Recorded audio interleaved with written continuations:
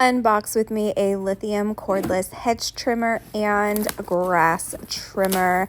It's spring and summertime. It's time to do the garden, you guys. So it does come with a charger and two 21-volt lithium batteries. So you will not stop your gardening work. One could be on the charger while you're using the other one. So here it is, and I actually really like the color, kind of gender neutral, but I dig the teal and black. It has a nice handle.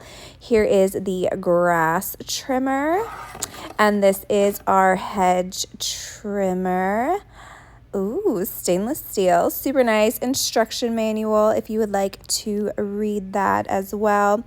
The battery literally just snaps right on into the body.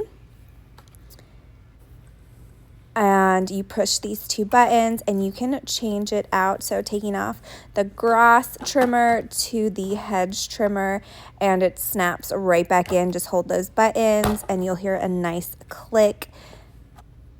You can check your battery so you're not timing out on the job, and it has a safety feature, so you have to press the two button system in order for this to work. So this is really nice if you have kids or somebody around that's shouldn't be using this, but this works super well. Here I am just trimming my no, these are gardenias, not hydrangeas, but trimming those babies up,